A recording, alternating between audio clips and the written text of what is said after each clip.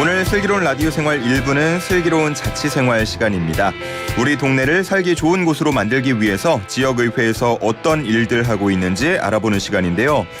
오늘은 10대에 이어서 11대에서 재선에 성공해서 문화체육관광위 위원장으로 의정활동을 하고 있는 이영봉 경기도 의원과 함께하겠습니다. 의원님 안녕하십니까? 네, 안녕하세요. 네, 반갑습니다. 자, 우리 반갑습니다. 경기도민분들 그리고 슬기로운 라디오 생활 청취자분들께 인사 한 말씀 부탁드리겠습니다. 네, YTN 슬기로운 라디오 생활 청취자 여러분 반갑습니다. 경기도의회 문화체육관광위원장 의정부 출신 이영봉 의원입니다. 네, 반갑습니다. 자, 앞서서 제가 소개를 드렸듯 10대에 이어서 11대 경기도의회 재선으로 입성하고 계신데 정치의 첫 시작이 학생운동이었다고 들었습니다. 그러면 학생운동부터 지금까지 쭉 이렇게 정치활동을 하고 계신 건가요? 제가 이제 86학번이니까 그 시절에는 거의 대부분의 청년 학생들이 학원 민주화와 군부 독재 파도 종식을 외치며 대부분 학창 시절을 보냈지요. 예. 가장 기억에 남는 일들은 87년 추운 겨울에 학원 민주화를 위해서 100여일 넘는 장기 점검 농성을 승리하여 자주적 학생회를 건설하고 초대 총장님으로 지금 돌아가셨지만 이돈명 총장님을 모시게 되었고요. 특이하게 다른 학교에 없는 교수 평의회, 직원 노동조합, 총동창회, 총학생회로 구성된 대학 자치운영협의회가 구성된 게 가장 큰 성과이자 보람이고 예. 저의 삶의 중심이며 정치적인 토양이 된 것 같습니다. 아, 그렇군요. 87년의 그 소중한 기억과 경험을 아직까지 이렇게 마음속에 고이 간직하고 계신 것 같은데 이번에 재선에 성공한 거는 아무래도 또 도민의 신뢰가 바탕이 되지 않았겠습니까? 네. 초선부터 재선까지 주민들의 이 믿음을 얻을 수 있었던 배경, 비결은 뭐라고 생각하십니까?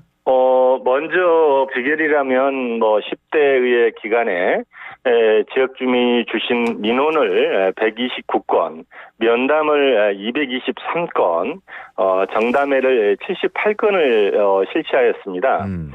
그만큼 주민과 소통을 위해서 노력하였고요. 코로나 이전 2019년 지역 주민 300여 분을 모시고 대면 의정보고회를 개최하였으며 또 지역구 내 학교가 단설 유치원 포함 9개가 있는데요.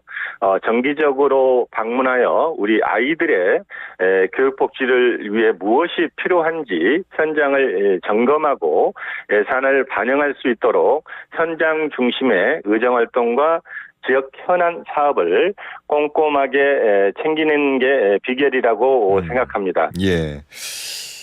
재선이 딱 결정이 됐을 때 굉장히 기쁘셨겠습니다만 그래도 지난 그 기간 동안 하지 못했던 것들 이번엔 꼭 해보자 이런 마음도 드셨을 것 같아요. 네, 그렇습니다. 혹시 아쉬웠던 부분 꼭 하고 싶은 것들 이런 게 있다면 뭐가 있을까요? 네, 10대에 의해서 마무리 못한 지역 현안 사업인 통일부 공모사업으로 선정된 통일 폴로스센터 연내 착공과 우리 지역에 유일하게 다목적 체육관 없는 그 회룡초등학교가 있습니다. 네. 급식실 현대화와 다목적 체육관 신축 공사가 완공될 수 있도록 노력하겠으며 마지막으로는 1973년부터 경기도 민원실로 사용하던 장소에 의정부 벤처 창업센터가 신축될 수 있도록 경기도와 의정부시가 협업하여 꼭 이루어내겠습니다. 알겠습니다. 의원님 그 상임위를 보니까 지난 10대와는 좀 달라졌더라고요. 예결위 네. 보건복지위를 거치셨었는데 이번에는 문화체육관광위원회 위원장을 맡고 계십니다. 네, 특별한 계기가 있을까요? 이제 후담인데요. 사실은 제가 문체위 상임위에 선택한 것은 아닙니다.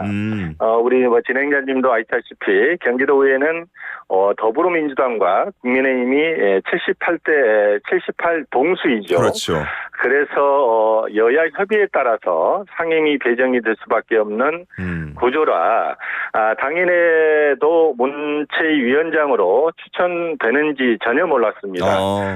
그러나 문화체육관광위원장에 소임을 주신 156명의 의원님들에게 다시 한번 감사를 드리며 항상 부족한 예산 확대를 위해 저희 문화체육관광위원회 예산이 3%가 될 때까지 16분의 위원님들과 더 노력하겠다는 말씀을 드리겠습니다. 알겠습니다. 자, 위원장을 맡고 계시니까 가장 큰 현안을 질문을 드려야 할 것 같은데 김동연 지사의 핵심 공약 중 하나입니다. 예술인 기회소득. 지금 의회 회기 내에서 어떻게 논의되고 있습니까? 지난달 24일 상임위에서 위원회 안으로 준비한 예술인 기회소득 지급 조례안 상정 여부를 위원님들과 논의 끝에 상정하지 않기로 결정하였습니다. 정당한 보상을 받지 못해 어려움을 겪고 있는 예술인에게 기회소득을 지급하는 조례안이 상정조차 할 수 없게 된 현실에 대해 상임위원장으로서 매우 아쉽게 생각합니다. 상정하지 않기로 결정이 된 건가요? 네네. 그 국민의힘 측 의원들의 입장을 들어보면 조례 추진 과정이 좀 성급하다. 그리고 위원회 안으로 올라오는 게 맞냐 이런 얘기들 좀 했던 것 같은데요. 그렇습니다. 위원회안 추진 등 조례 추진이 성급하다는 국민의힘 의원님들께서 지적이 있었던 만큼 집행부에서 내용을 정비하여 다음 정례 회기인 6월에 조례안이 심의될 예정에 있습니다. 이번 회기 때 처리가 됐어야 올 예고한 대로 6월에 지급이 되는 걸 텐데 그럼 미뤄질 수밖에 없겠네요. 그렇다고 이제 볼 수 있겠습니다. 6월 회기 때 처리가 되면은 그래도 또 공포하고 할 때까지 시간이 걸리지 않나요? 시간적인 부분들은 소요가 좀 될 수밖에 없는 그런 상황입니다. 그렇군요. 또 이 소식을 기다리고 있던 분들 입장에서는 다소 아쉬운 얘기가 될 수 있겠는데 그래도 이게 협의 과정 중에 하나라고 봐야 할 테니까요. 예술인 기회소득에 대해서 또 잘 낯선 분들도 계실 테니까 어떤 건지 꼭 필요한 이유 이런 거 한 번씩 설명해 주신다면요. 예술인들은 예술활동을 통해 사회적 가치를 창출하지만 정당한 보상을 받지 못하는 경우가 굉장히 많습니다. 이러한 예술인들에게 기회소득을 지급함으로써 예술인들의 창작 활동을 촉진하고 역동적 예술 생태계를 조성하여 궁극적으로는 도민의 문화적 삶 질 향상시키는 마중물의 역할을 할 수 있기를 기대하고 있습니다. 정말 작품 하나 이런 거 딱 뜨기만 하면 굉장히 또 많은 돈을 벌기도 하고 명성을 얻기도 하는데 그 전까지는 예술인 하면은 배고픈 직업 이렇게 따라 나오는 게 또 현실이지 않습니까? 그래서 이런 기회들을 준비를 해 주시는 것 같은데 보통 저희가 이런 소득 관련해서 앞에 붙는 단어가 기본소득을 많이 붙이는 게 더 익숙하거든요. 이 기본소득, 기회소득 좀 다른 겁니까? 기존 기본소득은 재산이나 노동 유무와는 상관없이 모두에게 개별적으로 무조건 정기적으로 지급하는 소득입니다. 즉 기본소득은 지원 대상에 보편성, 무조건성, 항구성 등 특징을 가지게 되는 거고요. 반면에 기회소득은 사회적 가치 창출에 대한 보상의 제도로서 지원 대상의 조건성과 한정성을 지닌다는 점에서 기본소득과 구별된다고 할 수 있겠습니다. 이전에 나왔던 보도들에 따르면은 한 수혜 대상자가 11,000여 명 정도 될 것이다. 그리고 연 한 150만 원 정도가 지급이 될 수 있다라고 했는데 혹시나 이런 내용들도 앞으로 협의 과정에서 좀 달라질 수 있는 건가요? 변화 변화가 있을 수도 있을 겁니다. 이런 부분은 조금 더 지켜봐야겠네요. 네네. 그러면은 이전에 나왔던 거를 토대로 보자면 단순히 곱하기를 해보면 한 160억 정도, 165억 정도가 소요가 될 것으로 보이는데 이런 재원 마련에는 문제가 없습니까?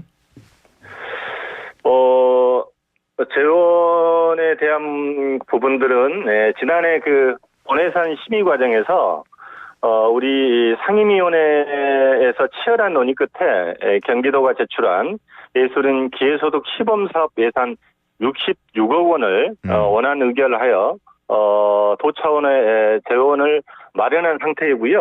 예. 도와 시군 예산 132억 원이 작은 예산은 아니지만 예술인 창작 활동 촉진 및 도내 예술 가치 확산 등 지원의 예산보다 더 큰 사회적 가치가 창출되기를 기대하고 있습니다. 다만 올해 추진될 예술인 기회소득 시범사업의 추진 성과를 의회 차원에서 철저히 분석해 내년 또 본예산 심의에 활용할 수 있도록 하겠습니다. 그렇군요.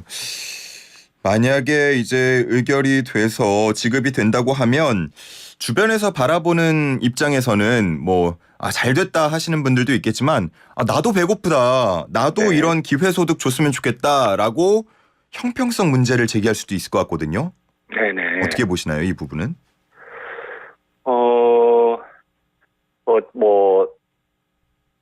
예를 들어 소상공인이나 특수고용직 이런 분들께서도 네. 우리도 좀 이런 기회소득 있었으면 좋겠다. 얘기를 할 수 있잖아요. 그런 부분이 충분히 있을 수도 있고요. 예. 우선 문화체육관광국을 소관부서로 두고 있는 위원장으로서 다른 직군의 기회소득 추진에 대한 입장을 밝히는 것은 좀 적절치 않다고 생각하고요. 예. 김동연 지사의 브랜드는 기회입니다.